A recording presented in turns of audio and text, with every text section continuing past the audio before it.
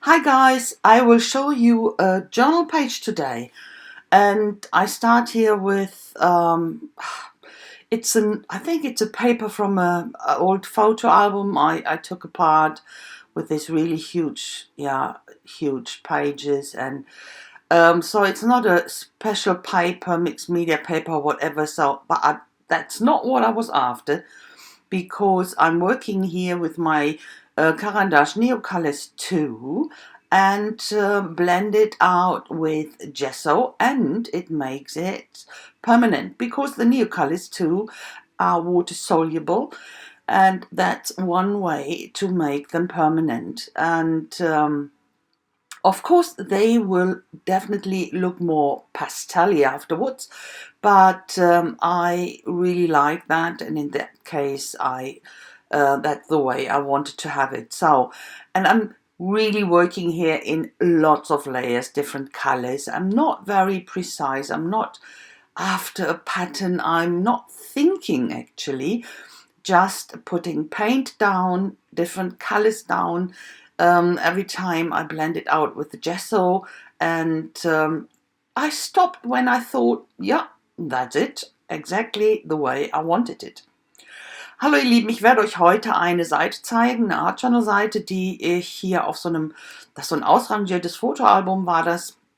Das hat dann diese Papierseiten, riesengroß, und kein spezielles Papier, also kein Aquarell oder Mixed Media Papier, ganz einfach, ja, ist ein schwereres Papier, also nichts Besonderes. Aber es war egal, weil ich wusste, ich werde hier mit meinen Caran d'Ache, den Neocolor 2, drauf arbeiten und mit Gesso, weil ich die Neocolor 2, die sind ja wasserlöslich. Das sind diese Wachsmalstifte, die wasserlöslich sind, und wollte die dann natürlich mit Gesso verblenden, und es macht außerdem das Ganze noch wasserfest. Also es löst es nicht mehr an. Ich mache das ganz gerne. Natürlich, dadurch, dass das Gesso weiß ist, werden die Farben mehr Pastell, aber ich finde das ganz schön. So, und ich habe dann immer in Schichten gearbeitet, Farbe drauf, Gesso und so weiter. Damit kannst du so oft machen, wie du meinst, es ist gut. Und das habe ich halt auch gemacht. Und irgendwann habe ich gedacht, so, das war's jetzt. Und habe dann gesagt, ich hatte keinen Plan, das ist das Nächste, sondern bin dann einfach, irgendwann, als ich fertig war, wusste ich, ich will was zeichnen. Und habe mich dann hier für ja, so einen jungen, whimsical, also jetzt nichts Realistisches wie immer. Und habe jetzt erstmal den Kopf gezeichnet, viel hin und her radiert natürlich, und Oberkörper, und dann eben, ja, habe ich dann mitgekriegt, irgendwie Oberkörper, das war, ach, ja, ich hab's, weißt du, wenn ich mir jetzt Mühe gebe und es mir Zeit lasse, dann ist das nicht so das Problem. Aber bei mir muss es dann ja immer schnell, nicht schnell, aber ich arbeite im Flow, und ja, dann, wenn es dann nicht so klappt, wie ich will, dann überlege ich mir was anderes und habe dem dann diesen Flowerpot, also diesen Blumentopf aufgesetzt, und habe dann gedacht, auch mit dem Oberkörper, das sieht nicht so gut aus, und irgendwie hatte ich keine Lust, mich damit stundenlang aufzuhalten, und habe dann im Prinzip den kleinen Kerl aus einem Blumentopf schauen lassen, den ich dann noch dahin zeichne. Und so war mein Problem gelöst. Ich meine, man muss nicht alles können, man muss sich nur zu helfen wissen. Ne? You know, after I finished the colors in the background, I thought, yeah, I wanted to draw something. I came up with this little boy. I wanted to do this flower boy, and lots of flowers I had in my mind. So but I wasn't happy with the upper body drawing thing. And when I'm working on my art journal page, I'm in the flow, and I'm getting annoyed when I have to sit there for hours and draw something neat. Could have done it with more time, being more precise, but I didn't want to. So I put him into a flower pot, let him pick out of a flower pot, and that correspondent with his pot on his head. So, and that's something, it's a trick, when you can't do something differently and come up with different solution. Very simple. So I'm still working on on his face with the crayons, and we'll change that later. But my intention was at that point to make this page completely with my crayons. But you know, as it is, when you're going on, you want to use different media. It is difficult to work on the crayons with some other markers or so, because it's crayon, it's waxy, and that makes it difficult. But with the Posca here at the moment, that works. Posca works quite good on crayons, but yeah, it's more paint, isn't it? So, but later I will fix, or I will put some acrylic varnish spray on top of him and then work on with other media. So, but at the moment I'm still working with my crayons, and you could see the mouth. The mouth looked so creepy, and it looked like Chucky. So it was a bit scary. That's why I remove it, and I will give him a closed mouth, just some lips. Better, not perfect, but better, definitely. Ich habe dann hier noch mit den Neocolor weiter auf dem Gesicht gearbeitet, und hinterher fixiere ich das noch mit einem Varnish, mit einem Spray. Aber im Moment geht es noch. Man kann mit dem Posca kann man ganz gut auf dem Wachs arbeiten, aber mit anderen Stiften dann hinterher nicht mehr. So, den Mund, den habe ich entfernt und neu gemacht, weil der sah einfach sowas von gruselig aus, wie Chucky die Mörderpuppe, mit diesem offenen, grinsenden Mund, und deswegen habe ich das mal entfernt. Jetzt hat er nur noch Lippen, also geschlossene Lippen, keinen offenen Mund mehr. Und ich finde, so sieht er doch wesentlich weniger gruselig aus. Und wie gesagt, ich werde hier jetzt erst noch weiterarbeiten mit dem Wachs, und wie gesagt, mit dem Posca funktioniert das ganz gut auf dem Wachs, aber irgendwann fixiere ich das hier mit meinem Varnish und arbeite dann noch mit anderen Medien. Ich gehe dann doch drüber mit Stempel und wie heißt das? Schablonen. Und deswegen fixiere ich mir das dann schön. So, sorry. Ich werde hier auf dieser Seite, das kann man ganz gut verfolgen, habe ich mir gedacht, vielleicht habt ihr da Interesse zu sehen, sorry, wie man eine Seite machen kann, dass sie eben, ja, angenehm aussieht, angenehm ausbalanciert ist und so weiter. Was ich halt gerne mache, ist das Stempeln Stempeln in Cluster, dass ich dann auf einer Seite in verschiedene Cluster verteile, und das werdet ihr dann sehen. Das ist schwierig zu erklären. Was heißt schwierig zu erklären? Ist halt immer wieder der gleiche Stempel an verschiedenen Stellen, und das baut sich dann auf, das wird dann immer mehr. Und aber erst arbeite ich noch weiter hier an meinem kleinen Kerl, bisschen Schattierungen natürlich hier und da, und den Pot unten werde ich dann auch noch mit den Crayons bearbeiten, aber dann zu guter Letzt wird es dann übergesprüht, und dann mache ich dann weiter. Sorry. Es ist heute ein etwas längeres Video, weil der Prozess einfach so viel länger dauert, und ich hoffe, ich langweile euch damit nicht. Ich meine, für mich ist das auch immer schwierig, weil es natürlich alles etwas länger dauert, Bearbeitung und Voice-Over und natürlich das Hochladen. Aber ich denke, in diesem Fall ist es das wert. You know, this video is longer than my usual ones, and but I really edited everything out what wasn't necessary and what was boring. So I think it's worth watching, and I hope you're patient enough to sit through this. And I will soon start working with other medias and start to stamp. And as I said, I will go over this little guy with the spray varnish just to fix the water-soluble stuff and make it workable for me. Sorry. It's early in the morning, as usual. I really like to do that, my voiceover in the morning when everything is quiet and I have my peace.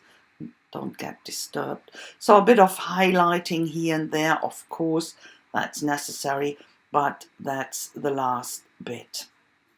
Ich mache dann jetzt noch ein bisschen Reflektor Reflexe mit meinem weißen Neocolor und ein bisschen mit meinem schwarzen Stabilo All gehe ich noch rum. Aber das sind dann so die letzten Bits, die letzten bisschen. Und dann fixiere ich das Ganze. So für meine Schablonierung benutze ich einfach eine Stanze hier. Ich brauchte dies. Ich habe so eine Schablone, aber ich habe sie nicht gefunden auf die Schnelle. Und ich wollte jetzt nicht meine ganzen Ordner durchwühlen. Und da mache ich mir das immer einfach. Ich habe ja genug Stanzen und mache das dann so. Einfach in schwerem Papier. In diesem Fall ist das so ein schweres Kraftpapier. Das geht auch. Und ich habe das einfach mit den Fingern gemacht. Ich wollte jetzt nicht wieder mit irgendwelchen Schwämmchen anfangen. Die muss ich dann ja auch wieder sauber machen. Ja. You know, I definitely have a stencil like that, but I couldn't find it, and I couldn't be bothered to look through all my files, and so that's why I cut my die out. That was handy, close to me, and that is always possible to do that when you don't have a stencil, but you have a die like that.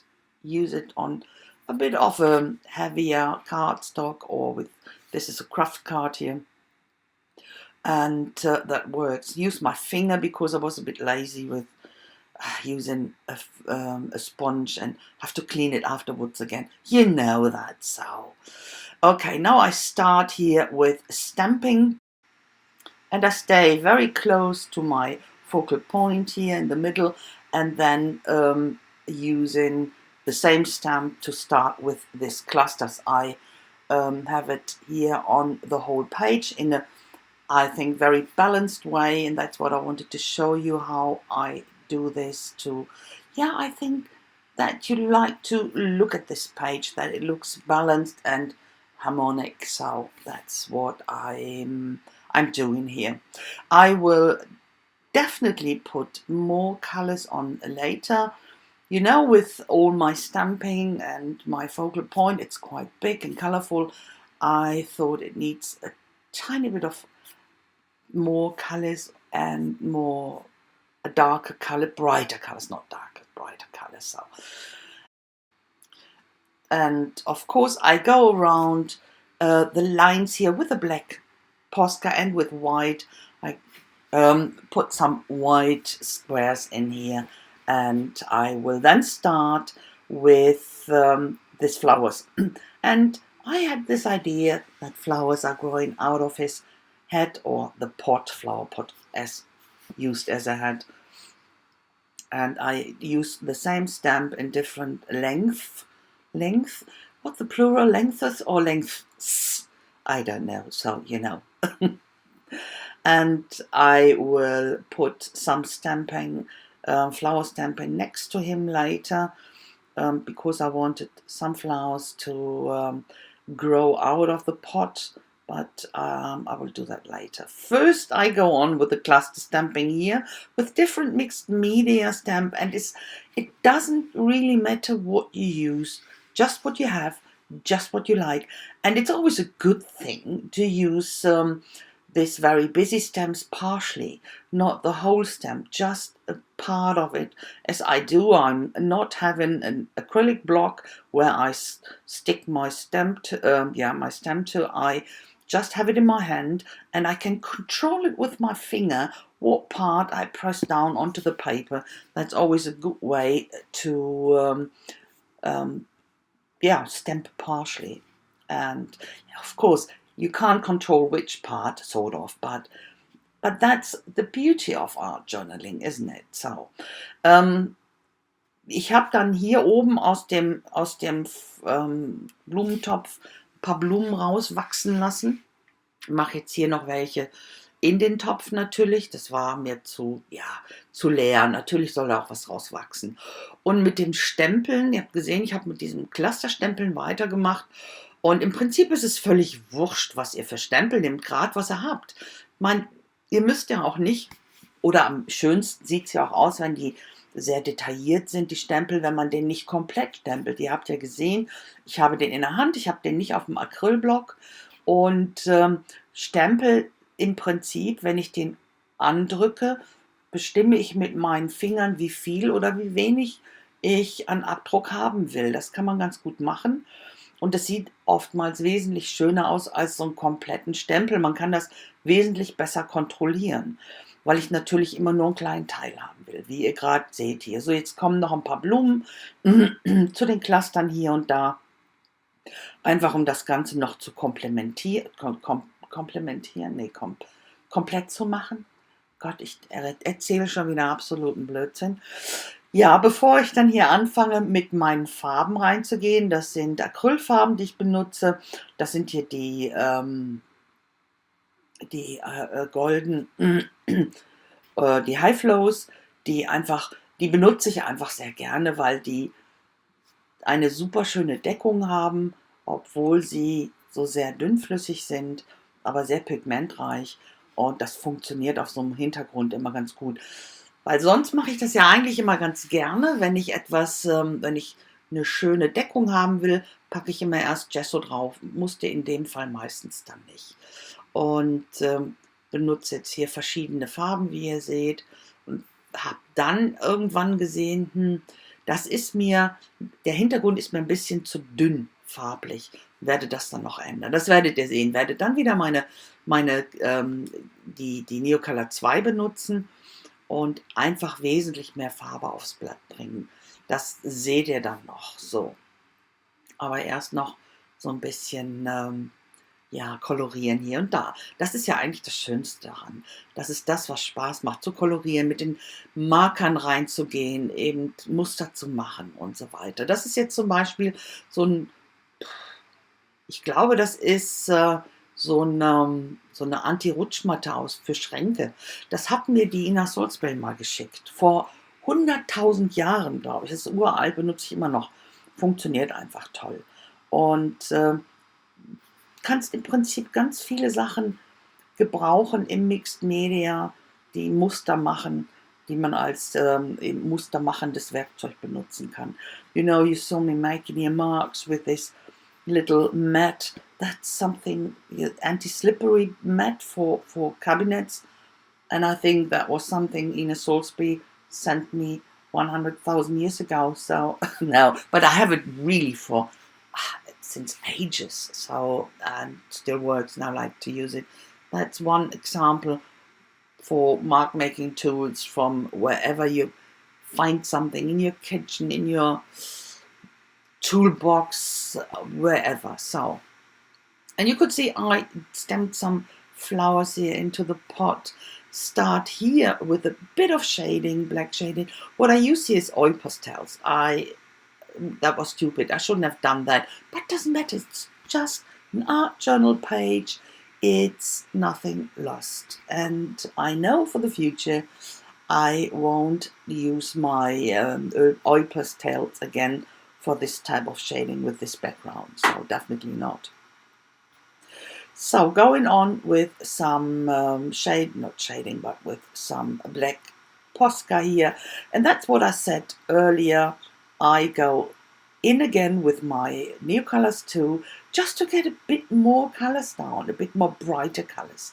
Start here first with a type of shading around my stamped images, but then I go in much bigger with bigger patches. First I start here with my blending stump. Of course it's more precise around my stamped images here, but later I will use my finger, dab my finger bit into water and not very wet, just a bit of a damp, but I can move the paint on the page much better. Ihr habt jetzt gesehen, das habe ich angefangen wieder mit meinem Neocolor 2 hier, habe dann erst mit dem Blending Stumpen angefangen, weil ich natürlich um die Stempelabdrücke hier ein bisschen präziser arbeiten kann damit. Aber letztendlich hier jetzt auf diesen größeren Patches mache ich das mit meinem Finger. Den mache ich ein kleines bisschen feucht und gehe dann drüber. Damit kann ich das einfach besser verteilen. Und Das wird sonst zu heiß mit dem Finger. Aber das war's dann an Farbe und ich denke mir, das war auch das Richtige. Das sieht einfach wesentlich schöner jetzt aus. So, jetzt brauche ich natürlich noch meinen Text und zwar wird es ein großes Wort erstmal. Das ihr könnt es wahrscheinlich schon erahnen. Das wird grow, also wachse. Da werden meine großen Standsbuchstaben benutzt, die ich übrigens sehr, sehr gerne benutze und dann noch in schwarz. Das gibt einfach einen wunderbaren Kontrast. Das klebe ich dann erstmal hin als Referenz und schreibe den Rest des Textes, den schreibe ich dann. Und das wird dann what was it? Was war es noch? Ich kann es gar nicht mehr so richtig nachvollziehen. Ich kann mich nicht mehr erinnern. Werdet ihr ja gleich sehen. Flowers, ja, Blumen wachsen aus dunklen Situationen, glaube ich, irgendwie sowas. Eben, dass man eben aus schwierigen Situationen auch Gutes entstehen kann. Und das sehen wir jetzt im Moment ja überall auf der Welt, dass eben Menschen zusammenhalten, miteinander durch dick und dünn gehen, gute Ideen entwickeln. Ja, all diese Dinge, dass es eben nicht alles schlecht ist, was im Moment passiert. Und dass wir manchmal eben so einen kleinen Weckruf brauchen, finde ich. So you can see I put this letter dice in for the word grow, but then the other words I put or I write down, and you can see it. Flowers grow out of dark moments, and that's what I just said. You can see at the moment, not everything is so bad, you know. People are really helping each other, and people come up with really fantastic ideas. But yeah, here is the close up already. Not already, finally.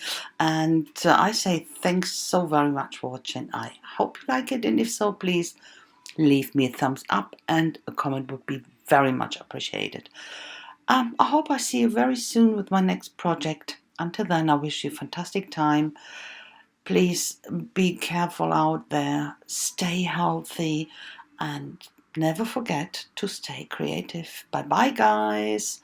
So, ich danke euch ganz, ganz herzlich fürs Schauen, ihr Lieben. Ich hoffe, es hat euch ein bisschen gefallen. Vielleicht konnte ich euch ja auch inspirieren. Wenn dem so ist, dann lasst mir doch bitte einen Daumen hoch da. Und über einen Kommentar würde ich mich riesig freuen. Und ich hoffe, ich sehe euch ganz bald wieder mit meinem nächsten Projekt. Bis dahin wünsche ich euch eine wunderschöne Zeit. Lasst es euch gut gehen. Passt bitte gut auf euch auf. Bleibt gesund, aber vergesst niemals, immer schön kreativ bleiben. Also macht's gut, ihr Lieben. Bis dann. Tschüssi.